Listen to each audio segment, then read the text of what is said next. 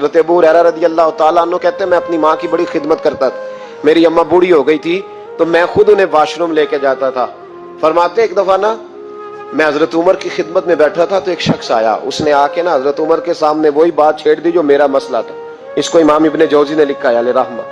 کہتے وہ کہنے لگا حضور ایک بات پوچھنی ہے. جناب امیر المومنین رضی اللہ تعالیٰ عنہ فرمانے لگے پوچھو. کہنے لگا حضور میری اماں بڑی ضعیف اور بوڑھی ہو گئی ہیں, مجھے آواز دیتی ہے بیٹے دوڑ کے آنا میں نے پیشاب کرنا ہے.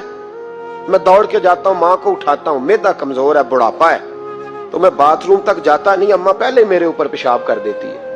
حضور جب میں چھوٹا تھا میں اماں پہ پیشاب کرتا تھا, اب اماں میرے اوپر کرتی ہے, حق تو ادا ہو گیا نا.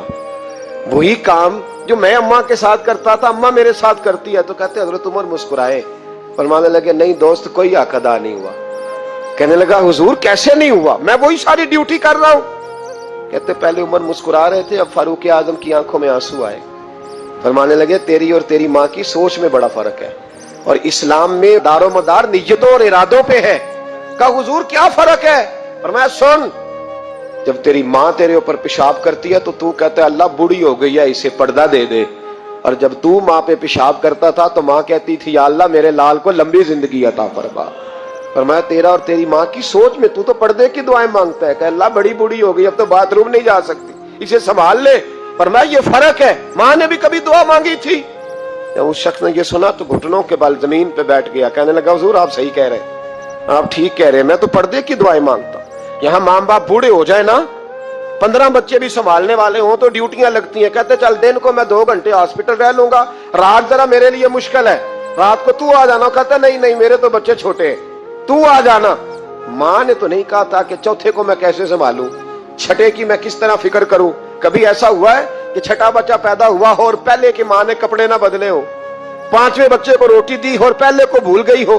کبھی ایسا ہوا ہے کہ باپ, میں نے ایسے لوگ بھی دیکھے. میرا ایک دوست تھا کالج میں, اس کے کپڑوں جیسے کپڑے کوئی نہیں پہنتا تھا, لیکن پھر شادی ہوئی حالات بدل گئے. تو ایک دن میں نے اسے کہا میاں تیرا کیا حال ہو؟ کہنے لگے چھوڑو دور گزر گیا ہے, تمہیں پتہ ہے آمدن تھوڑی ہے, خرچے زیادہ ہیں, تو بیوی سے کہتا ہوں کہ بچوں کو بنا لے, ہماری خیر ہے.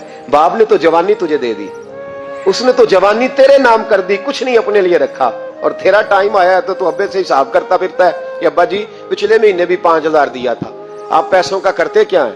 وہ پچھلے 4000 دیا تھا وہ کدھر؟ ابا سے حساب پوچھتا ہے. اگر کبھی ابا بیٹھا نا حساب کرنے تو 2 دیہڑیوں کا حساب نہیں تو دے سکے گا. اگر والد کبھی بیٹھا تو خدا را ماں باپ کے نافرمان کی نہ یہاں کوئی پہچان ہوگی اور نہ وہاں کوئی پہچان ہوگی.